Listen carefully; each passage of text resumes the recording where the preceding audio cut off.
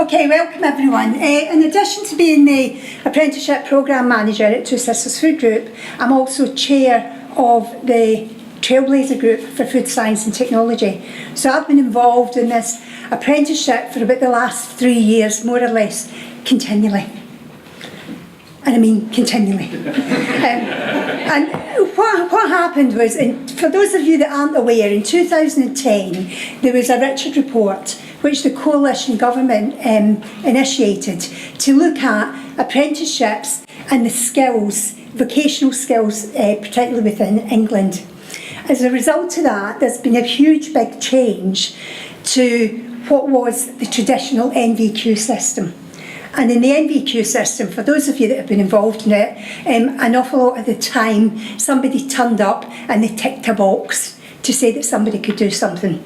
And it wasn't really delivering what we needed as an industry.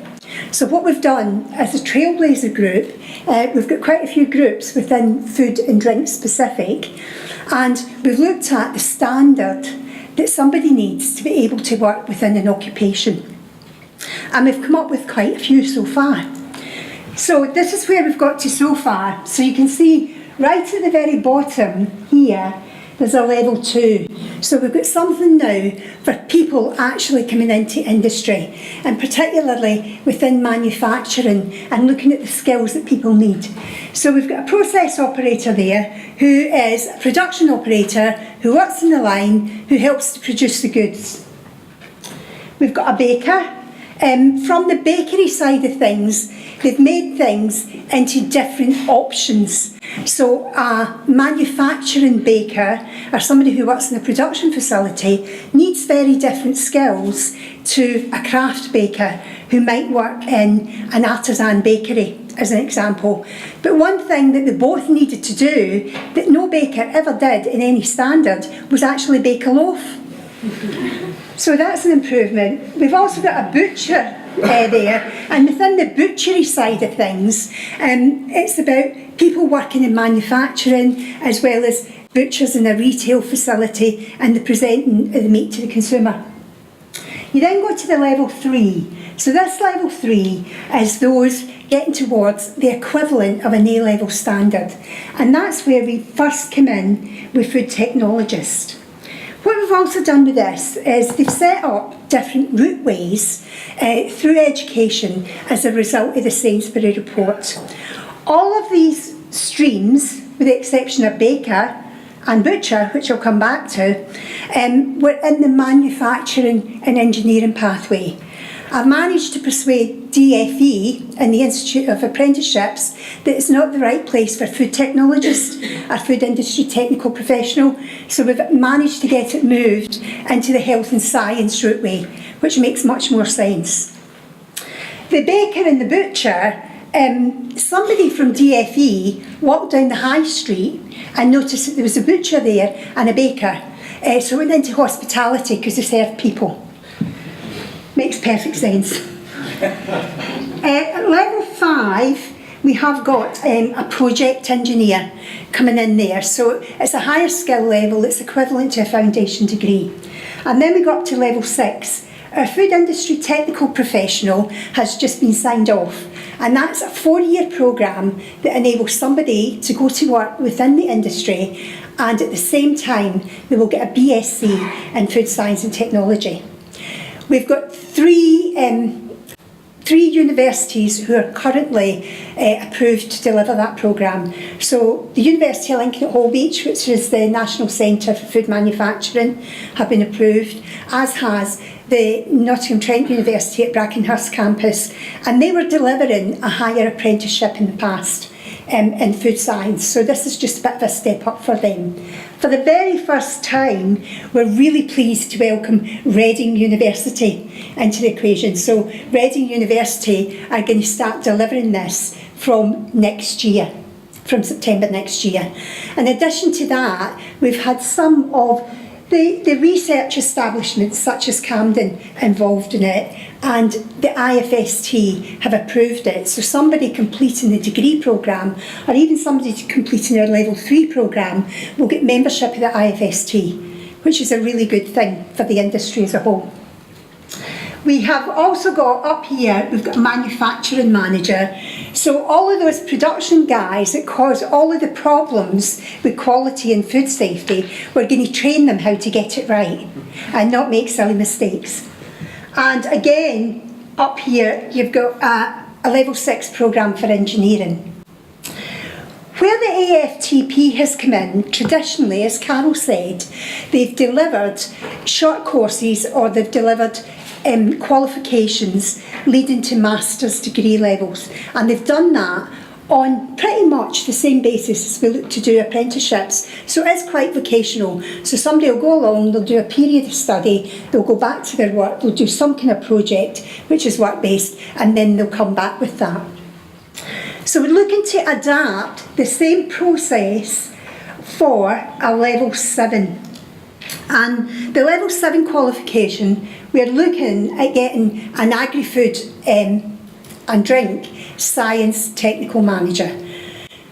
So that's the next level up from the level 7. If anyone wants to get involved or anybody wants to contribute to the standard, please get in touch, because I would welcome all employers who want to get involved and who can contribute to contribute, because at the end of the day it's for you guys that are actually out there. Remember, with the apprenticeship levy, an apprenticeship now, the definition, it's got to be 12 months and more long. It's got to be 20% of the time spent off the job, and it's got to be a formal apprenticeship against a standard or against a framework. The good thing now is for anyone of any age. So this level 7 programme, what we're looking to do is we're looking to open this up to graduates coming into the industry for the first time. So we may be able to fast track those individuals through into senior roles more quickly. But also, we've got an awful lot of people in the industry who aren't qualified, who have got there through experience, through time served, and through maybe some of the professional qualifications or the short courses they might have done in the past. So it's looking at how can we formally qualify these individuals and help them up the career ladder. In addition to that, we're also looking at and it's something which was covered quite extensively, sustainability. Sustainability is obviously a growing issue for our industry, and we're looking at a sustainable agri-food business specialist who will look at the crops, they'll look at livestock, they may look at food and nutrition, so there could be different pathways into that. But it could also be those individuals could come from manufacturing routes, they could come from engineering routes, because with sustainability we're not just looking at raw materials, we can also be looking at energy, we can be looking at carbon footprint, we can be looking at the uses of waste. So it's how can we develop the people that we need for the future. By 2024 we need another 130,000 people in the food and drink industry to maintain where we are at the moment. So we've got to get new people in, we've got to encourage people into industry. And the level 6 and the level 7 programmes are a really good way of attracting high potential talent who may in the past have opted to go down a university route. And I'm not about taking business away from universities, but for some people university isn't the right option because they may want to take a different route. So it's opening education up to everyone and giving everybody the opportunity to do it. You get any questions?